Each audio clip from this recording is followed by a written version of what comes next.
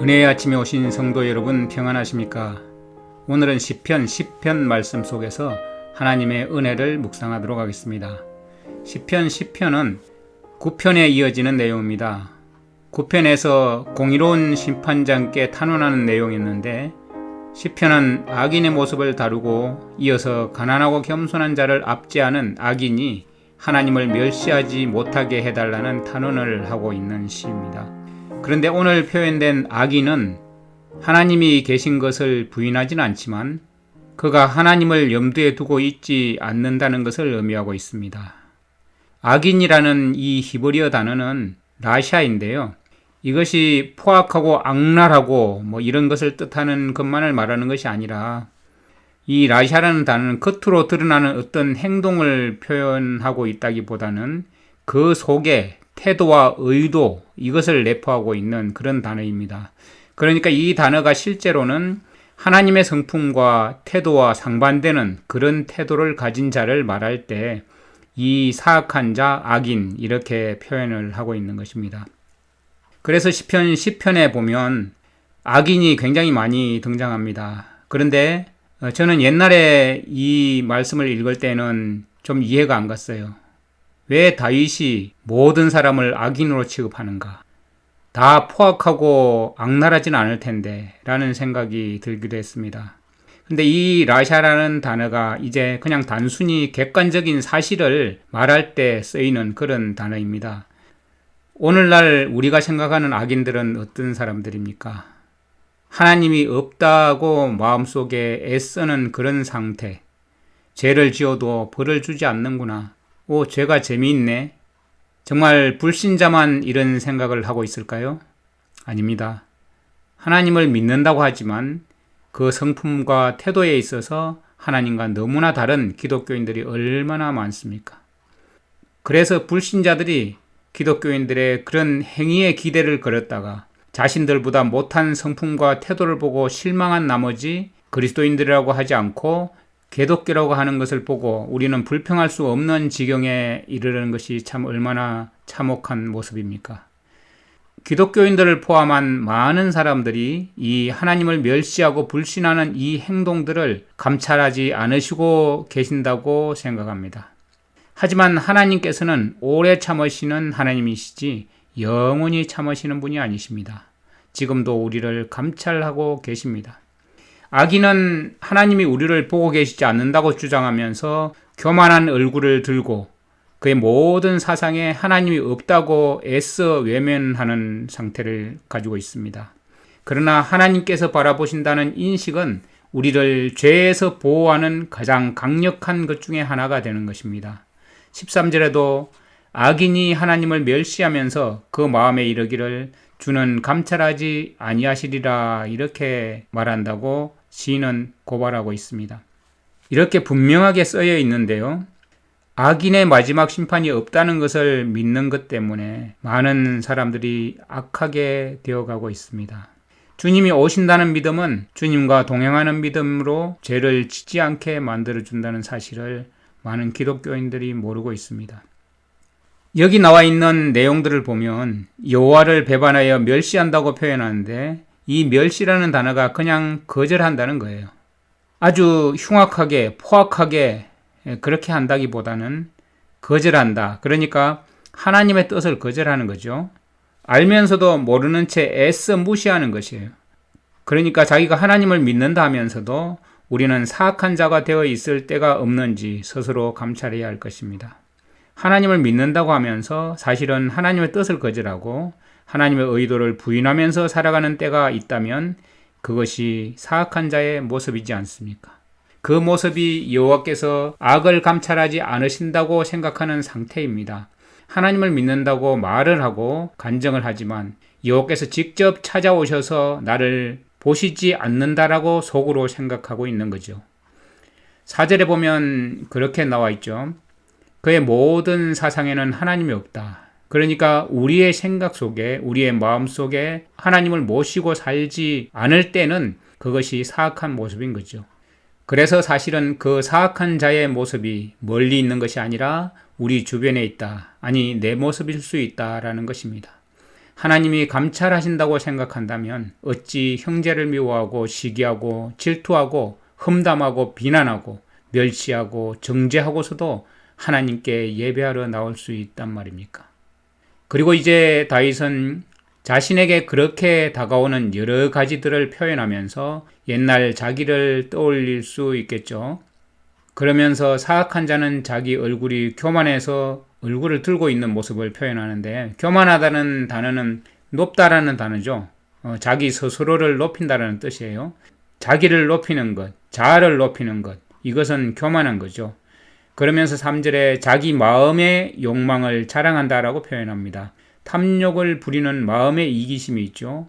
자아가 충만할 때는 탐욕을 부릴 수밖에 없잖아요. 자기의 욕망이 나타날 수밖에 없습니다. 그런 상태를 사실은 사악한 자다라고 표현하는 겁니다. 자, 그럼 악인의 상태를 한번 살펴볼까요? 교만하죠. 마음이 높여져 있고 자신을 높이려고 하는 모습인 거죠. 가련한 자를, 가난하고 억압받는 자를 심하게 압박을 해요. 이 압박하다는 것은 맹렬히 성내는 모습을 나타내고 있는 것입니다. 마음의 욕심을 자랑하며 탐욕을 부려요. 자기 욕심을 채우기 위해서 폭력으로 빼앗으려고 하는 것이죠. 자기가 이루고자 하는 것을 폭력으로 빼앗고 있는 모습을 나타내고 있습니다. 교만한 얼굴을 하고 하나님을 속으로 조롱해요. 얼굴을 빤빤히 들고 하나님을 마음속으로 조롱하는 것입니다. 그리고 그의 사상, 그의 계획과 그의 계략 속에 하나님이 없어요. 자기 생각, 자기 방식, 자기 뜻대로 하고 있는 것입니다. 그가 하는 일이 다 옳다고 생각하고 하나님은 멀리 계시기 때문에 자신을 벌 주실 수도 없다고 생각하고 자신과 반대되는 대적을 멸시하고 있습니다. 그의 입에는 저주와 거짓과 포악이 충만하고 혀 밑에는 잔해와 제약이 있습니다. 이 혀 밑에 잔해와 제약이 있다는 것은 항상 말할 준비가 되어 있다는 것입니다. 잔해와 제약의 말을 할 준비를 항상 하고 있는 사람, 그의 마음의 바탕에 그런 것이 깔려 있기 때문에 남을 저주하게 되고 또 악한 말이 나오고 은밀한 곳에서 무죄한 자를 죽이고 그 눈은 겸손한 자를 엿보고 그를 잡으려고 사자가 엎드림 같이 은밀한 곳에 엎드려 굽으려서 가난한 자를 넘어지게 하는 모습을 하나님께 다윗은 고발하고 있는 것입니다. 이 악인은 그의 하는 말의 바탕에 아주 잔해와 제약이 그의 마음 속에서 나오고 있습니다. 예수님께서 입으로 들어가는 것이 사람을 더럽히는 것이 아니라고 말씀하셨죠. 입에서 나오는 것이 그를 더럽게 한다라고 그렇게 말씀하셨습니다. 이처럼 우리 안에 죄된 본성과 거듭나지 않은 육신의 어떤 부분들이 말을 아무리 꾸미고 부드럽게 한다고 하더라도 그 안에 잔해와 죄악이 있다는 것을 하나님은 감찰하고 계시다는 것입니다. 그리고 은밀한 곳, 엎드린다, 굽으려 엎드려 가난한 자를 넘어뜨린다, 이런 표현들을 보면 가인과 아벨이 생각나지 않습니까? 가인이 자기 방식으로 자기 마음대로 예배했을 때 그는 연락되지 못한 것 때문에 아주 분노를 했습니다. 그가 연락받지 못해서 분노했다기보다는 자신의 행위와 아벨의 예배를 연락받으심에 대한 상대적인 비교에서 오는 시기심 때문에 분노하고 얼굴색이 변한 것이죠. 의인 아벨에 대해서 화가 난 겁니다.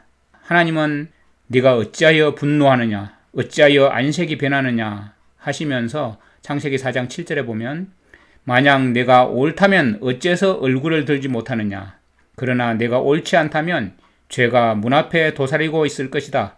죄가 너를 지배하려 하니 너는 죄를 다스려야 한다. 이렇게 충고를 해주셨습니다. 그런 죄된 본성과 죄악의 경향이 내 안에 있지만 너는 죄를 다스리라, 이렇게 말씀하셨잖아요. 죄가 너를 다스리려고 하니 죄의 지배를 받지 말고 너는 죄를 다스려야 한다, 이렇게 하나님께서 알려주신 것입니다. 어떻게 타락한 자가 죄를 다스릴 수 있을까요? 네, 하나님의 말씀을 멸시하지 않고 그분의 말씀을 귀 기울여 듣고 순종했더라면 가인은 죄인의 모본이 되지 않았을 것이고 의인의 모본이 되었었겠죠. 그러나 가인은 하나님의 말씀을 거절하고 자기 뜻대로 하기로 고집하였고 끝내 동생 아벨을 의도적이고 계획적으로 돌로 쳐서 잔혹한 살해를 했습니다. 그리고 하나님께 거짓 증언까지 하면서 완전 범죄를 시도했습니다. 일반적이고 상식적이고 정상적인 하나님의 백성이라면 자신의 예배가 잘못되었다는 것을 알게 되었을 때 어리석고 무지한 자신의 예배 방식에 대한 부끄러움과 죄송스러움으로 회개를 했을 것이고 즉시 돌이켜서 바른 예배를 회복하는 것이 당연한 것 아니겠습니까? 그런데 가인은 왜 자기 고집을 끝까지 가져갔을까요? 그것도 하나님께서 직접 나타나 알려주셨는데도 말입니다. 그는 하나님을 아버지로 생각하지 않았습니다. 하나님을 마음으로 신뢰하지 않았습니다. 하나님과 친밀한 관계를 유지하지도 않았습니다. 하나님의 율법을 지킬 필요가 없다고 생각했습니다. 그렇게 자기 방식대로 자기 자신을 위해서 자기를 높이면서 하나님을 멸시하는 삶을 살았습니다. 하나님을 믿지 않는 것은 아니었습니다. 그냥 하나님이 감찰하지 않으신다고 하였고 하나님이 잊으셨다고 하면서 하나님의 전지전능하심을 조롱하고 있었습니다. 그래서 성경은 악인을 하나님을 멸시하는 자, 교만한 자, 뻔뻔하게 얼굴을 들고 있는 자라고 표현하고 있는 것입니다.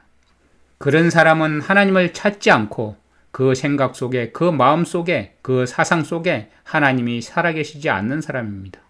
그 사상은 그냥 마인드를 의미한다기보다는 그 계획과 그 의도와 그 동기를 말하는 것입니다. 그러니까 우리의 삶을 살아가면서 계획과 의도가 우리의 생각 속에 하나님이 없을 때 그것을 사악하다라고 표현하기 때문에 우리가 이제 이 성경을 읽을 때 여러 가지 성경을 대조해 가면서 그런 단어들을 한번 우리 마음 가운데 염두에 두고 말씀을 읽고 묵상하면 참 많은 감동이 되실 거라고 믿습니다. 우리도 마찬가지로 우리가 우리 입으로는 하나님의 자녀라고 고백하는데 자식이 아버지와 친밀한 것처럼 하나님 아버지와의 관계에 얼마나 친밀하고 신뢰하는 가운데 살고 있나요? 어떤 선택의 길이 있을 때 더욱더 하나님을 경외하는 마음으로 하나님께 모든 결정을 맡기고 있는지, 아니면 내 뜻과 내 의지로 어떤 일이 있을 때 결정하고 있지는 않습니까? 하나님이 원하시는 길을 가기 위해서는 내가 갖고 있는 탐욕이나 정욕이나 이런 것들을 먼저 내려놓고 나가야 되지 않을까요? 다윗은 오늘 말씀처럼 항상 하나님에 대한 신뢰를 계속 말씀하고 있는 모습이 얼마나 하나님에 대한 신뢰와 어린아이 같은 믿음의 고백을 하고 있습니까? 그러니까 하나님이 일어나셔서 또 악인을 보시고 감찰하시고 또 악인을 찾으시고 악인의 팔을 꺾으시고 악인의 악을 찾아볼 수 없을 때까지 찾으소서 하면서 호소하고 있지 않습니까? 어찌 보면 악인의 팔을 꺾는다면 불신자들의 팔을 꺾는다고 보이지만 팔은 힘을 상징하는 표현입니다. 이것이 액면 그대로라면 아마도 불신자들이 무서워서라도 하나님을 믿는다고 거짓 종교 생활을 하고 있지 않겠습니까? 그리고 불신자들은 아마도 다 팔이 하나씩 없는 불구자가 되어 있었겠죠. 그런데 시인은 하나님께서 그렇게 심판하시기를 원하시는 것이죠. 죄와 악을 정죄하시기를 원한다는 표현을 하는 것입니다. 이 말은 정말 교만하고 하나님을 알지 못하고 하나님을 대적하고 그렇게 하는 사람들의 마음을 꺾어달라는 그런 표현입니다. 그들이 더 이상 악을 행하지 않도록 악한 자의 악이 더 이상 찾아낼 수 없을 때까지 주님께서 찾아주소서. 그러면서 하나님은 다 보신다는 것을 선언하고 또 하나님은 언제나 가난하고 외로운 자의 재앙과 원한을 감찰하시는 분임을 고백하고 있죠. 재앙은 고생하고 어떤 어려움을 당하고 있는 걸 말하는 거죠. 그리고 원한을 감찰하시고 그렇지 않습니까? 원한은 속상하고 그렇기 때문에 분노 가운데 있고 슬픔 가운데 빠져있는 가난한 사람들, 여기 가난하다는 단어는 겸손하다는 뜻도 포함되어 있습니다. 그런 가난하고 억압되고 억눌려 있고 그래서 마음이 낮아진 사람, 그 겸손한 자라는 표현을 하는데 그런 사람들, 괜히 이유 없이 이렇게 당하고 있는 사람들의 그 마음을 이제 고생과 속상함으로 표현하고 있는 거죠. 그런 사람들을 주님께서 돌보시고 또 갚아주시고 그리고 그런 외로운 자들의 도움과 의지가 되시는 하나님께 탄원하고 있는 이 다윗의 고백이 우리의 고백이 된다면 정말 하나님은 우리를 기뻐하실 것입니다.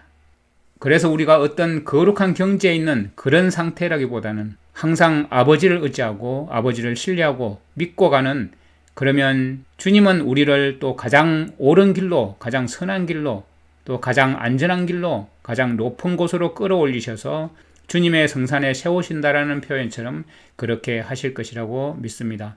16절부터 18절에 보면 여호와께서 영원 무궁토록 왕이시니 열방이 주의 땅에서 멸망하였나이다. 이것은 믿음이죠. 완료형으로 이렇게 기록해 놓았는데요. 여호와여, 주는 겸손한 자의 소원을 들으셨으니 그들의 마음을 예비하시며 귀를 기울여 들으시고, 마음을 예비했다는 것, 준비했다는 뜻이라기보다는 마음을 견고하게 하시고 마음의 어떤 결정이 확실하게 하시고 확립했다는 이런 단어입니다. 그러니까 우리가 하나님을 믿고 신뢰하는 겸손한 자라면 이 땅에서 일어나는 어떠한 일들 때문에 마음이 흔들리지 않고 견고하게 확고하게 만들어 주신다는 것이죠. 어디를 향해서요? 하나님께서 계획하시고 이미 성취하시고 완성하신 그것에 대해서 마음을 딱 고정하고 있는 것입니다. 그렇기 때문에 이 땅에서 어떤 일이 있어도 크게 전혀 개의치 않겠죠. 흔들림이 없어요. 왜냐하면 우리가 매일 매순간 만나 뵙고 교통하는 우리 주님은 우리의 하나님이시고 하나님은 우리의 주님이시기 때문입니다. 그래서 영원무궁토록 왕이신 분, 그분을 신뢰하는 가운데 우리가 살아가기 때문이죠. 우리가 하나님과의 교제가 이렇게 연결되어 있다면 고아와 압박당하는 자를 위해서 심판하시는 분, 그래서 세상에 속한 자가 다시는 우리를 위협하지 못하게 해주시는 그분을 신뢰하기 때문에 이렇게 늘 찬양드리고 기도할 수 있을 거라고 믿습니다. 고아와 압박당하는 자를 위하여 심판하시는 우리 하나님은 모든 것을 다 보고 계시죠. 재앙과 원한을 감찰하시고 갚아주시는 분이십니다. 그리고 외로운 자가 피할 수 있는 의지가 되시는 분이십니다. 그러한 우리 주님만 바라고 나아갑니다. 마지막 주님의 백성으로서의 그 역할을 감당할 수 있도록 능력을 주시고 또 우리의 마음속에 주님의 평안과 지혜를 주시옵소서. 오늘도 잠잠히 주님을 신뢰하고 이 세상에 버려진 고아와 같은 우리를 돌보시는 주님을 의지하면서 이 하루도 주님을 향한 감사와 찬양이 넘쳐나는 하루가 되게 하여 주시옵소서. 예수님의 이름으로 감사하며 기도드립니다. 아멘.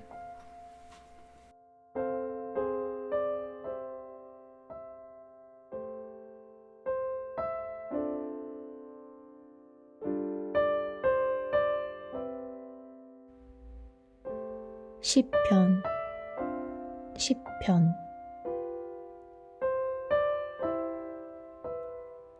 여호와여, 어찌하여 멀리 서시며 어찌하여 환난 때에 숨으시나이까.